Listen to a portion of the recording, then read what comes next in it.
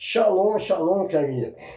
Hoje eu estava lendo a palavra de Deus e me deparei com 2 Reis, capítulo 7, a partir do versículo 2, onde conta a história do profeta Eliseu. Falar de Eliseu será trazer velhos clichês para vocês. Todos nós sabemos quem foi Eliseu, mas para ajudá-los, eu vou dizer, Eliseu era um grande profeta, Eliseu era um homem muito abençoado, Eliseu era um homem temente a Deus, Eliseu era um homem extremamente usado por Hashem. Mas a história vai desenvolver numa cidade chamada Samaria, e nós iremos falar o que eu entendi quando coloquei os meus olhos de novo nesse texto e algumas palavras saltou aos meus olhos e eu quero dividir com vocês, ok? Primeiro nós vamos para a vinheta.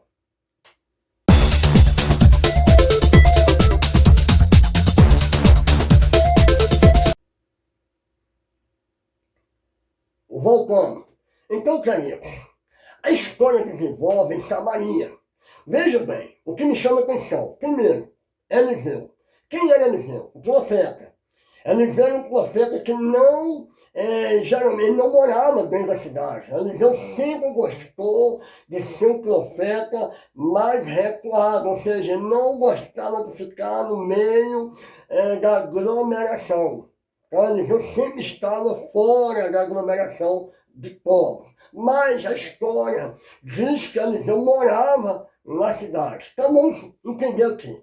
Primeiro, para Eliseu morar em Samaria, ele teve que perder alguns hábitos de profeta, ok? Então, primeiro, ele vai morar em Samaria e para ser aceito em Samaria, eu quero trazer uma palavra como psicanalista chamada síndrome da aceitação. O que é síndrome da aceitação? É quando nós queremos agradar o ambiente, quando nós queremos nos parecer iguais àqueles que ali estão. Nós aprendemos viver como o povo dali vive. Então, Eliseu, para não ser reconhecido como profeta, para ser aceito como uma pessoa comum, Eliseu andava como o povo de Samaria. Eliseu passou a ter uma vida mais ou menos igual o povo de Samaria. Então, Eliseu se tornou um homem comum, mas para Eliseu se tornar um homem comum, ele teve que abrir a mão da sua identidade. E aqui está o ponto, querido. Tem muitas pessoas sofrendo porque abriram mão da sua identidade, da sua essência, para agradar terceiros.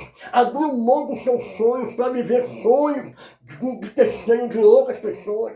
Quantas pessoas que estão vivendo nesse momento por causa da vida do outro, enquanto a sua própria vida está totalmente alienada, parada. Deixa eu dizer algo para você importante. Eliseu estava naquela cidade, o tempo foi passando. A história vai dizendo que Eliseu ele vai acostumando com aquela cidade. Veja bem, querido, quando nós nos preocupamos em agradar o ambiente acaba nos moldando. Quantos de vocês estão sendo moldados pelo ambiente, mas quando você está sozinho com você mesmo, sempre você faz aquela pergunta: eu estou feliz com essa vida que eu estou levando? É realmente isso que eu quero para mim? É realmente isso que eu sonhei na minha história? Eu quero dizer que a maioria vai dizer: não, não foi isso que eu sonhei para mim. Deixa eu dizer mais algo aqui nesse vídeo. Veja bem que Eliseu ele vai acostumando com aquela cidade, uma cidade pecaminosa, uma cidade que não temia Deus, uma cidade que tinha uma vida totalmente distorcida dos valores que agradava o Todo-Poderoso.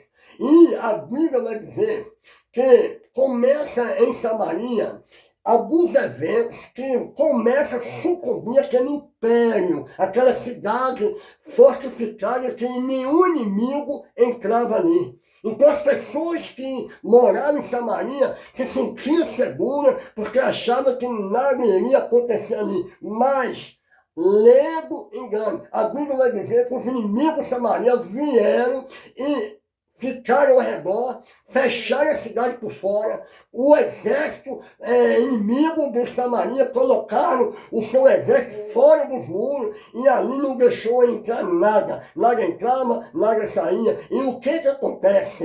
Foi uma estratégia do inimigo de Samaria. A história vai dizer que o inimigo de Samaria, ele vai usar essa estratégia para que não entre água, não entre alimento, e com isso, querido, começou a faltar isso na cidade de Samaria. Mas o que me chama a atenção é que tudo isso está acontecendo diante dos olhos do grande profeta Eliseu.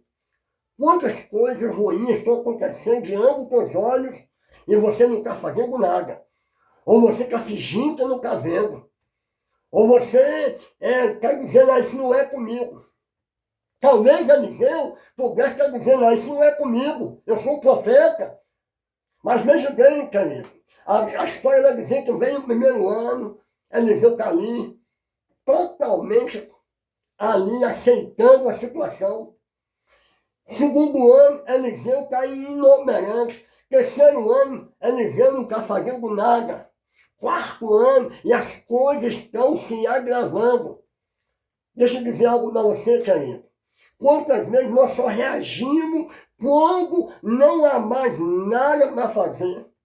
A Bíblia vai dizer que o sexto ano não tem mais nada, a fome bateu na cidade, não tem água, não tem alimento, o exército inimigo está quase invadindo a cidade, o próprio rei de Samaria já tinha abriu mão de tudo, não tinha mais nada para fazer, mas agora, querido, o que vai acontecer? A fome bate na casa de Eliseu.